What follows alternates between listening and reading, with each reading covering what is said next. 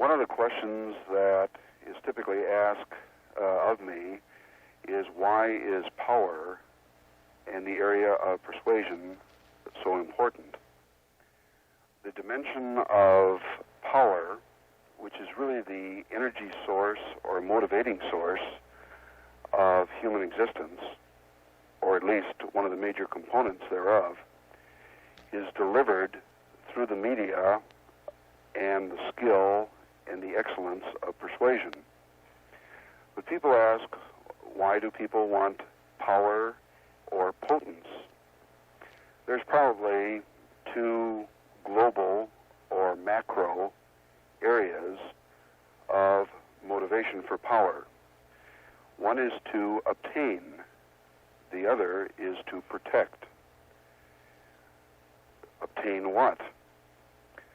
People are searching all the way back in the 8th to 10th week of life, and all the way from crib to coffin, this area of how can I control, master, have a sense of security by obtaining predictability of the environment around myself. The more we have predictability, the more we have personal comfort. The more we can predict the impact of our behaviors and the impact of other people's behaviors on us, we have a sense of controllability or mastery, which in a sense prevents the feeling of being helpless and hopeless. Another thing that human beings are searching for through the dimension of power and being persuasive or influential is to obtain favorable conditions, or I suppose simply privileges and possessions and pleasure for themselves. But in addition to this hedonistic desire for privileges, pleasure, and possessions, power creates the freedom to use your talents, your independence, and to make independent choice for change.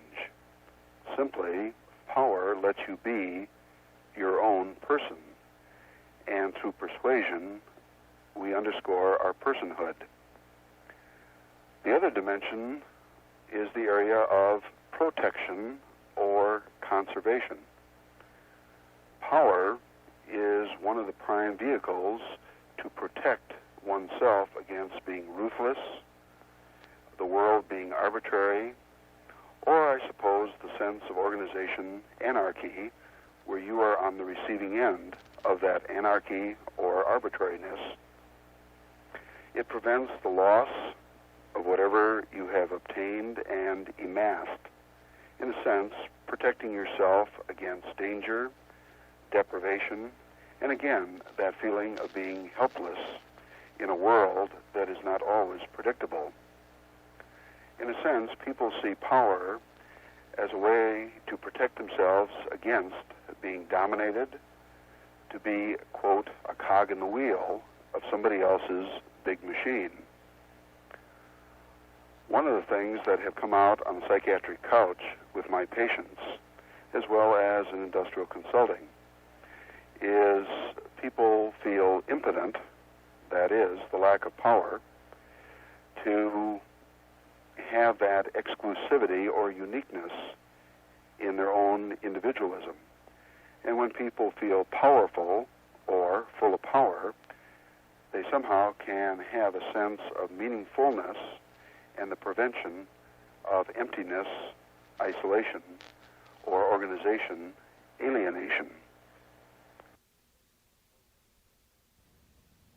Those were the opening minutes of my conversation with Dr. Mark Silber, a management psychologist and founding principal of Hume Mansfield Silber, a psychological consulting firm to management based in Chicago. He is also an AMR Charter faculty member and a speaker at AMR's seminar, Persuasion Techniques for Business Encounters. Mark's opening comments stressed the importance of power as a basis for effective persuasion. As we continue our telephone interview, Mark describes how to use persuasive power as a key bargaining skill in negotiations. More specifically, he describes first how and when to use power as a negotiator and as a manager. Second, what we have to consider in dealing with the ethical dilemmas in the use of power. Third, the techniques used by negotiators to gain power and in using that power to persuade their adversaries. Fourth, methods for building and delivering credible and persuasive arguments. And fifth, how to deal with manipulation and coercion, and when it becomes legitimate and useful to confront abusive tactics by our opponents. Mark, how do negotiators and managers increase their power base and use power to increase their effectiveness? The use of power is in all of our dimensions of living, but particularly within the organization world of bureaucracy. Indeed, all of us are in a position, both subordinate as well as in the boss relationship in managing. The key factor of influence or persuasion is to say or do things that influentially or influential cause in an influential way other people to do what you want in a desired direction. Simply, Ed, power in an organization is the lifeblood of the manager in his or her process of influencing and controlling situational changes, and, if you will, the destiny of a program, a process, a procedure, or the destiny of other people. In a sense, power is what is granted to you in your interrelationships with others out of the other person's awareness of your strength, your self-surety, and in that interdependent relationship, the other person grants to you, either out of interdependency or dependency, power to influence and persuade them. I suppose if we went right to the point of power in organization living, power would be the recognition on the part of other people and their acceptance of the transfer of influence and control from themselves to you. But one more thing. You ask the question, where is the value, the power, the purpose of this dimension of influence in managing? If I could be simplistic, and unfortunately the answer is a bit simplistic, it revolves around the two letters P. The first P is in projecting, and the second P is preventing. Translated, power in an organization on the part of a manager permits him or her to project their rights, their feelings, their whims, their wants, and their wishes. But it also prevents a very aggressive, assaultive, and possibly vindictive set of conditions or other people from manipulating and taking advantage of you at your own self-esteem. Are there any principles for using power effectively in negotiations and in persuasion? The question of principles, guidelines, tactics, or strategies in the use of power must always be couched and considered in the dimension of ethic. When we talk about power, we're not talking about Hitlerian power, namely the power used by Hitler, Mussolini, Rasputin, or the great despots of history. But rather we're talking about the ethical and the effective implementation of techniques as well as openness as you influence and persuade in the negotiation encounter. What that suggests is that the foundation, the building block of the use of power must be the value system of the individual, because power in itself is amoral. That is, it can be used ethically or it can be used unethically. It can be used vindictively, sadistically, and in an abusive, reductive way.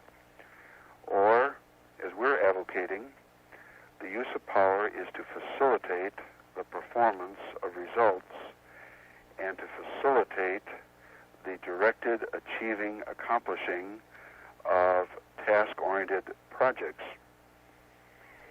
But to answer your question specifically,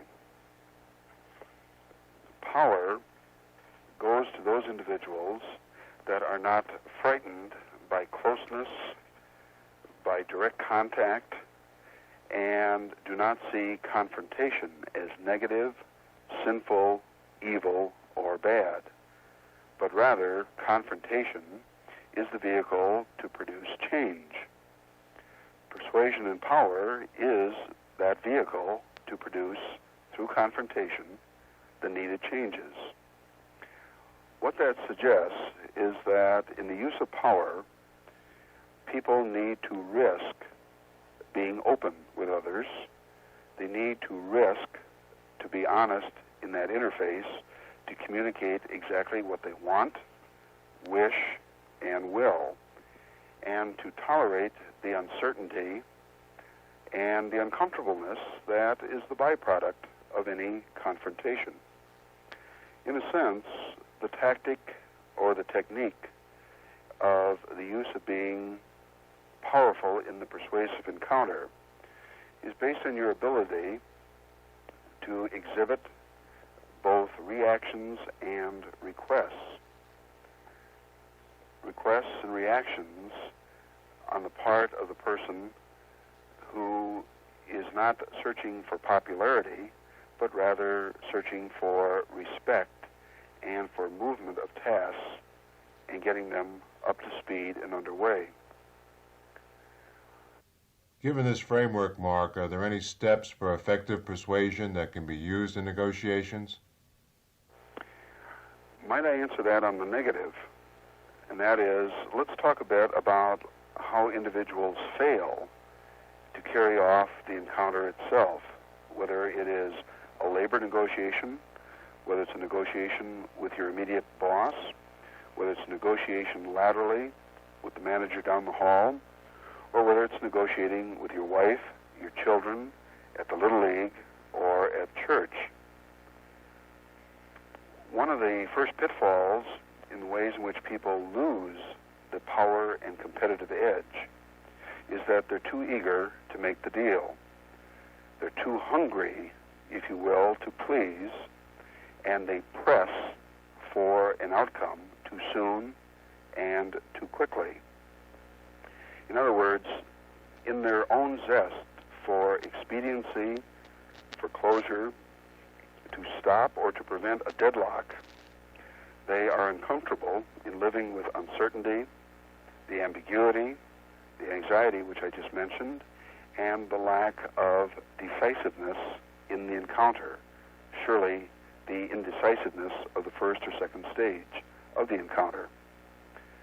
Another error they make is that they see the world based upon equality.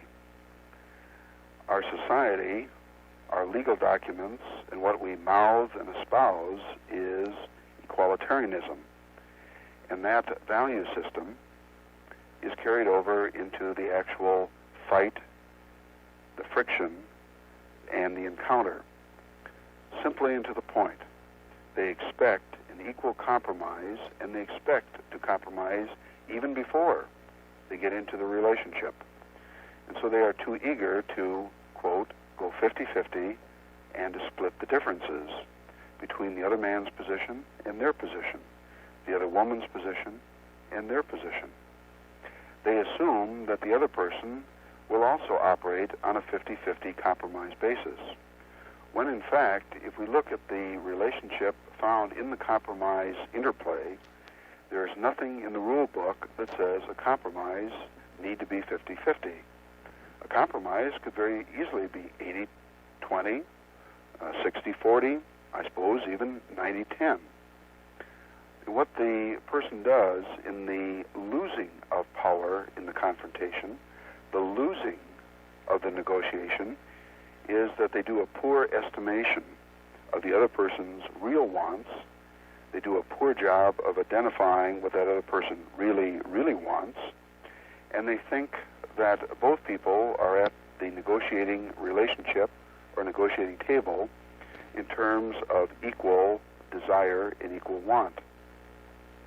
The great fear of the poor negotiator, Ed, is that they fear unfairness or to be accused of being unfair, unreasonable, or even being disruptive.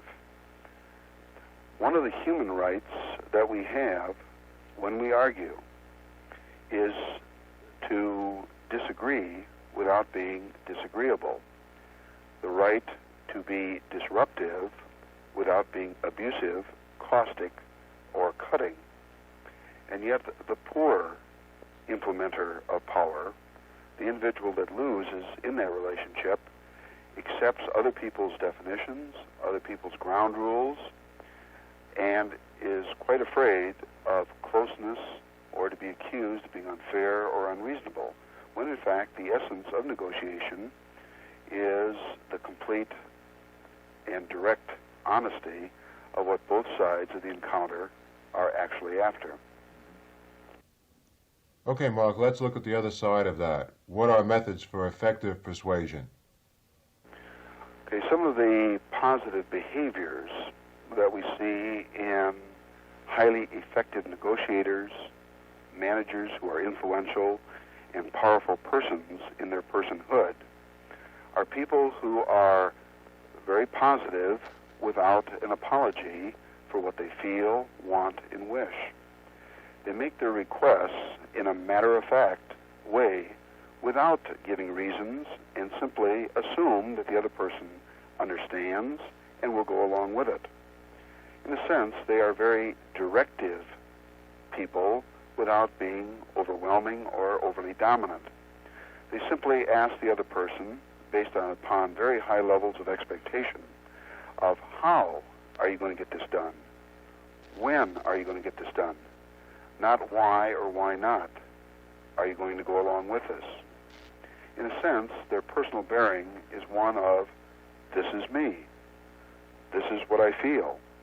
This is what I expect. This is what I want.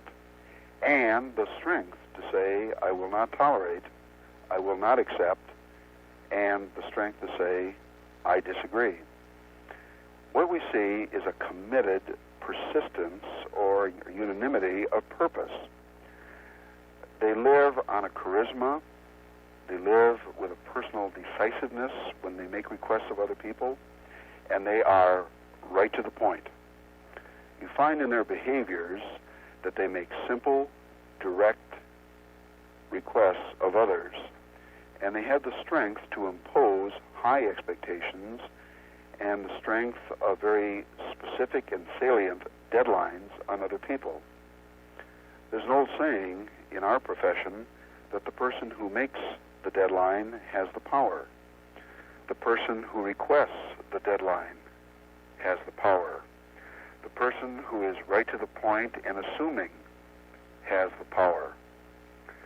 In a sense, they don't wait for the circumstance of the confrontation. They make the circumstance. They set the tone, the tenure, and the turf's ground rules. Another way of saying that is they don't talk about themselves much, but they focus on what they expect, what they feel, and what they want. They stop the indulgence of talking about themselves. They don't go around defining their own life, but rather they define what is appropriate and what is inappropriate for the discussion or for the negotiation at hand. Other things that we see is that they expect the opponent to give them answers. They require their opponent in the encounter, if you will, be dependent or even defensive, acknowledging that they are the ones that are in the dominant asking and requesting role. They have the strength to be immobile. They have the strength to be compromising. They have the strength to escalate their demands. They have the strength to back back off and to compromise. And I suppose I'd like to close off with that particular comment about how do power people compromise. There's usually three dimensions to the skill, the tactic, or the technique of using compromise effectively as a power person. The first is that you never compromise until the other person gives you something first. The second principle is that you hold back on the compromise and do it slowly, but with graciousness and with sensitivity. And the third, you always expect an equal or greater compromise from the other person, no matter what you offer. Another way of saying that is you do it slowly, you do it with reluctance, and you expect and require the other person with whom you're negotiating to give you an equal or greater compromise in return. If you don't get it, continue to negotiate and to fight as an adult. Mark, in a negotiating situation, you often have to present arguments for your case. How do you build a credible argument? Okay, credibility starts by doing your own homework. Now, what do I mean by that? Doing your own homework means you have to understand, what do you really want? What are the points beyond which you refuse to compromise? Another part of the homework is, what do you understand about the value system, the posture, and the personality needs of your opponent? What do you feel through your informal grapevine, your informal and formal knowledge of this person, that that person really wants, and what are the hidden agendas that are underneath the table or buried inside that person? Credibility starts by being directly involved in a frontal and direct statement of what you expect and what you want. The person clearly knows in the first part of that encounter what your values are, what's important to you, the why and the wherefores of the confrontation.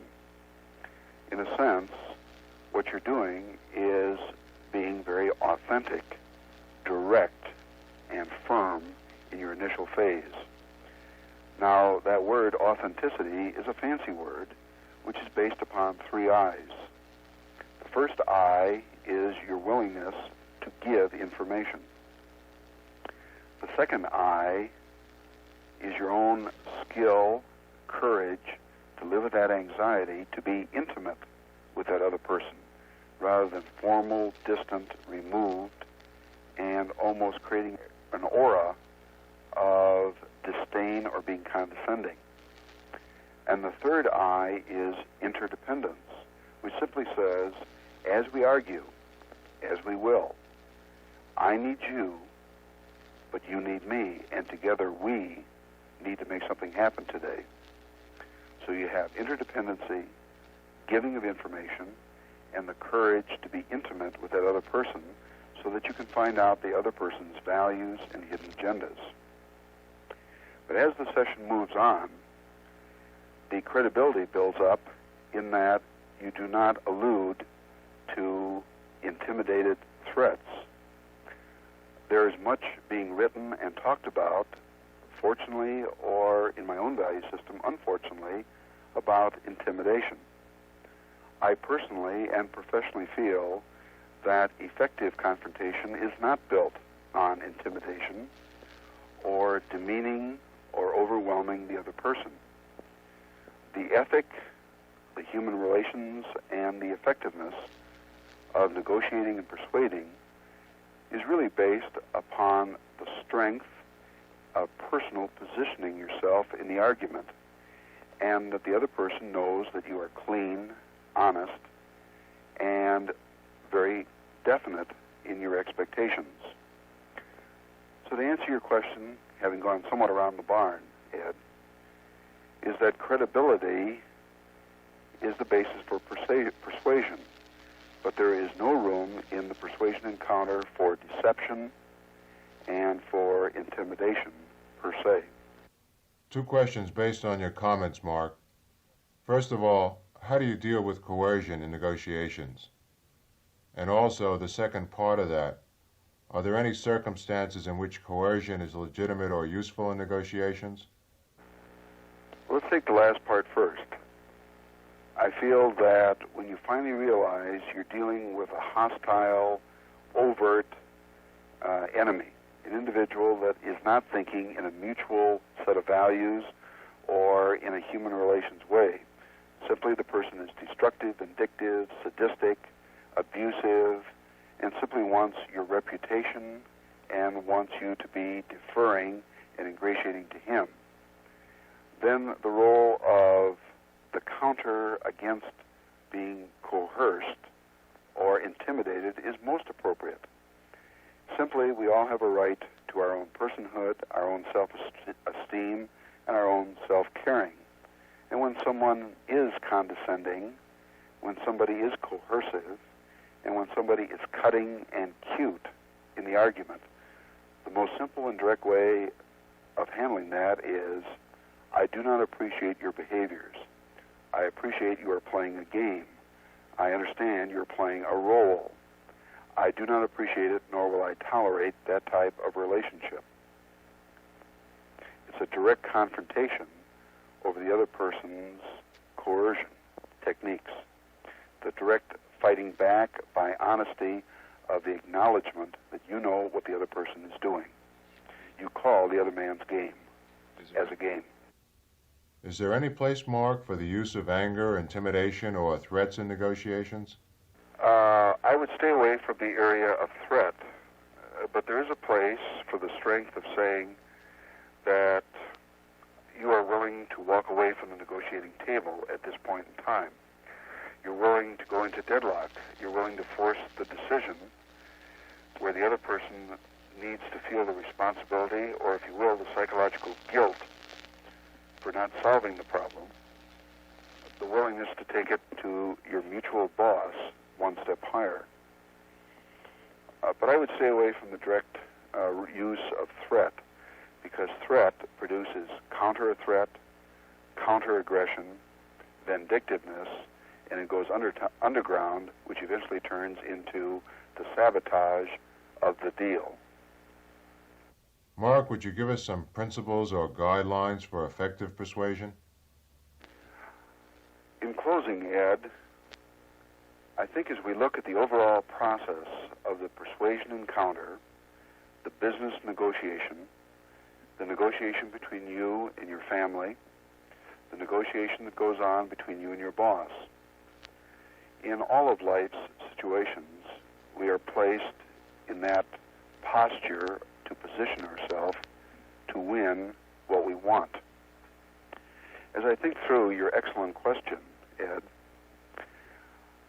I would ask the audience that's listening to this tape to consider some of the following principles when you fight or when you negotiate or persuade.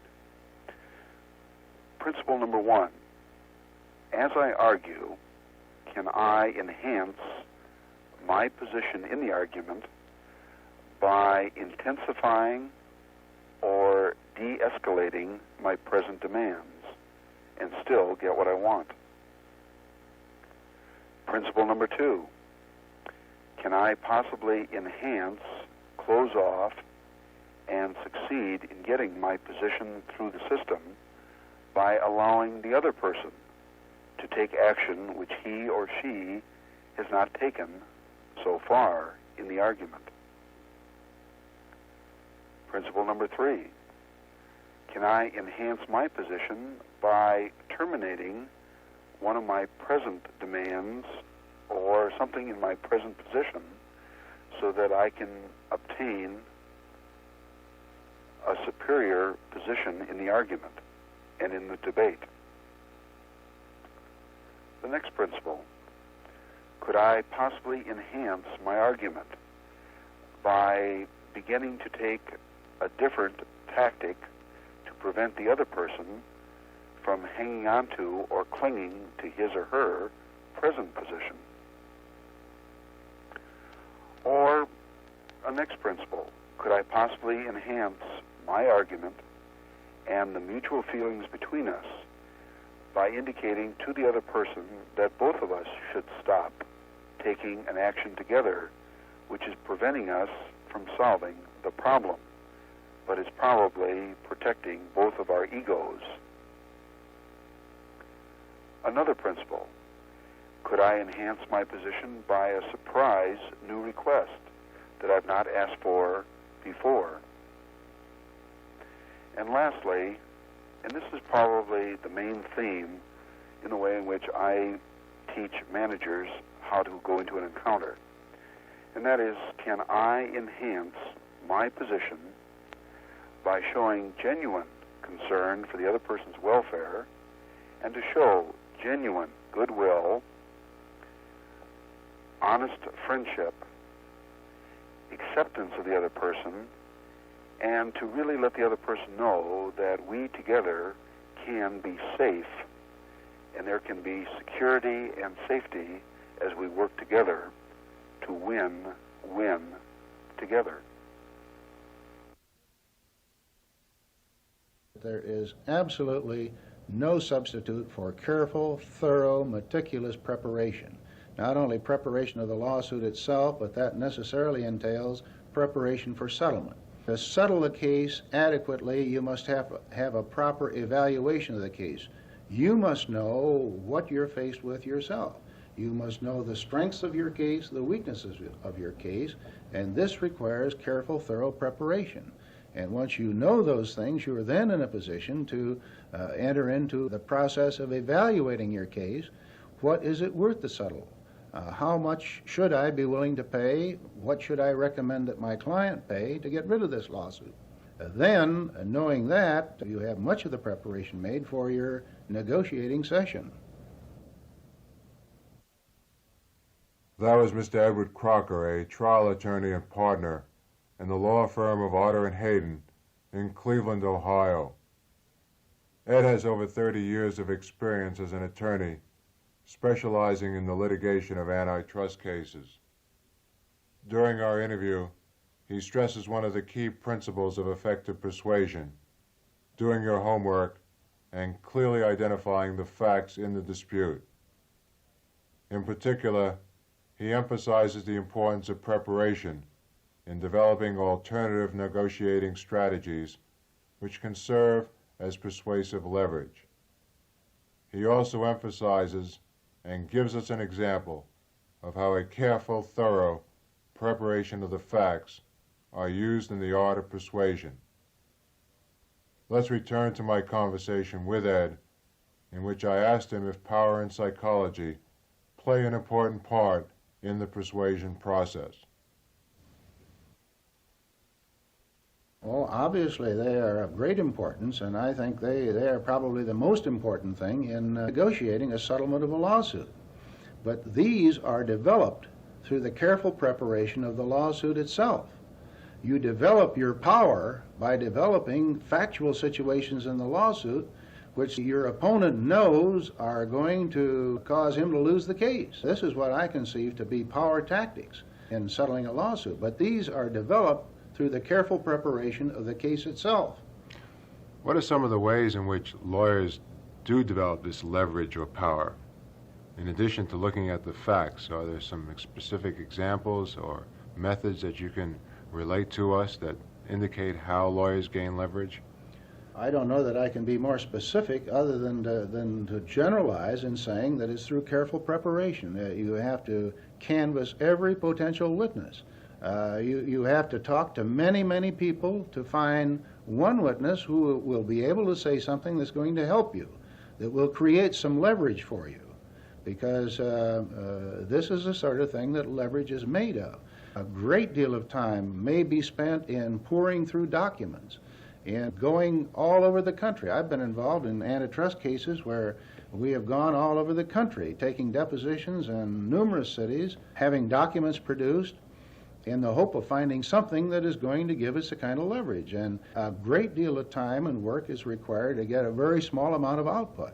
But the small amount of output has made all of the work worthwhile. There is no substitute for careful preparation, not only preparation of the lawsuit, but preparation for your negotiating session. And as a part of the preparation for a negotiating session, I think that you have to consider the matter of alternatives.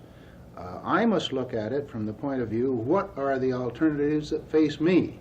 Generally speaking, in litigation, the alternative to settlement is going to trial. There may be other alternatives that can be worked out, such as a partial resolution of the problem and an arbitration of certain specific issues, which has been done in some cases. But essentially, the alternative to settlement is going to trial. I must consider what are the alternatives of my opponent, and his alternative is obviously also going to trial. I have to consider, therefore, in preparing for the settlement, how can I convince my opponent that his alternative, going to trial, is going to be a lot worse for him than the settlement that I'm prepared to put on the table. How can I go about convincing him of that? And then I must map my negotiating strategy accordingly. I must also consider what is the desirability of the alternative so far as my client is concerned. Because I am not only negotiating with the lawyer who is sitting across the table from me, but I must be negotiating also with my client to convince him that the settlement that I am recommending to him is one that he should be willing to accept. So I have to convince my client that the alternative, going to trial, is going to be less desirable for him than the settlement that is on the table. And that he therefore should be willing to authorize that kind of a settlement. So that this is the kind of preparation I think must go into getting ready for a negotiating session. Suppose that type of settlement isn't possible. The lawyers or the clients themselves are in such an adversary relationship that the settlement has to occur by other means. It can't occur outside the courtroom. It has to occur within the courtroom. And a lawyer has to be able to persuade a judge or a jury the benefits of his side, the viability of his position. What types of methods are used in a courtroom to effectively persuade the judge or the jury that a lawyer's position is the right one? Well, of course, the situation that you're talking about is a case that does go to trial and is tried to a conclusion, is not settled in the course of the trial. Obviously, there are many cases of that sort, or we would have no case law in the books. In those situations, I don't really consider that this is a settlement type situation. This is the alternative to settlement, which is trial. And this is, instead of talking about the art of negotiating, you are now talking about the art of persuasion, which may be related to the art of negotiating, but I think it is somewhat different. You're not in an adversary situation with a jury, or if you are, you're in deep trouble. You should not be in an adversary situation with the judge. But this is the art of persuasion, and persuasion, of course, depends to some extent upon the facts of the particular case. But I have always believed, and believe strongly, that persuasion rests fundamentally upon a careful, thorough analysis and presentation of the facts. If the facts are presented in the right way, they lead to only one conclusion. And to intelligent men and women on the jury, this will be the conclusion you want them to reach. Have you seen any manipulative tactics being used by lawyers other than reliance on the facts? Well, of course, there's an old saying in the law that if the facts are against you, argue the law, and if the law is against you, argue the facts, and if the facts and the law are against you, you pound on the table and yell like hell. Actually, I don't think this works. And as I see it, the lawyer's method of operating when the facts are against them are to attempt to confuse the facts. They misstate the facts, they twist and distort the facts to try to make them come out the way they want them to. And generally speaking, this is not successful. Sometimes it is. Some lawyers are very skillful at manipulating the facts and distorting the facts, and reading from documents in such a way that an impression is obtained that wasn't intended by the person who wrote the document.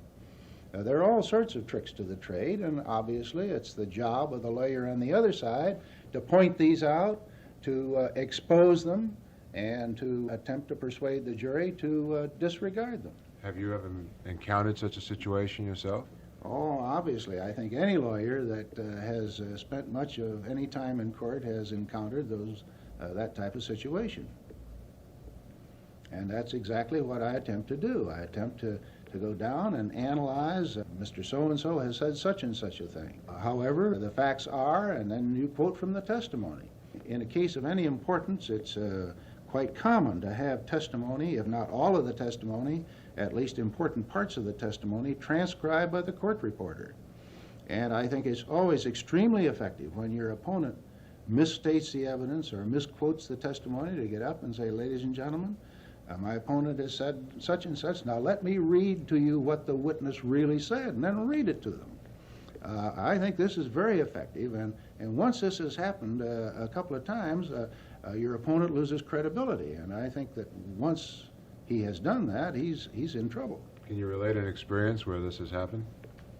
I can remember one case very clearly where it was 4 months trial, very complex case. There was one key witness in the case on my side. I put him on the stand on a Monday and examined him on direct examination all day Monday. The opposing lawyer took him over on cross-examination and cross-examined him for 4 days without any success at all. He simply could not make any headway with this witness. The witness just simply killed the lawyer. When we came to final argument, the lawyer on the other side argued to the jury that this witness had lied. He had not told the truth. I felt so convinced that the jury did not believe this. When it was my time to argue, and the arguments lasted nearly a week in the case, when it was my turn to argue, one of the arguments I made was I quoted my opponent as saying that this witness had lied. I said, I want to put it to you very frankly and fairly, ladies and gentlemen.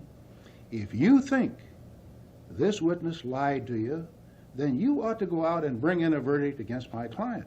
That would be your duty. But if you think he was telling the truth, and he was sitting right there in the courtroom, and this was on Ash Wednesday, and he very nicely had some ashes on his forehead. He was sitting there at the trial table. I said, if you think he was telling the truth, then it's your duty to bring in a finding in favor of the defendant, which they did. Perhaps not for that reason, heaven only knows, but I thought that was an effective way to counter the tactics of the opponent in that case.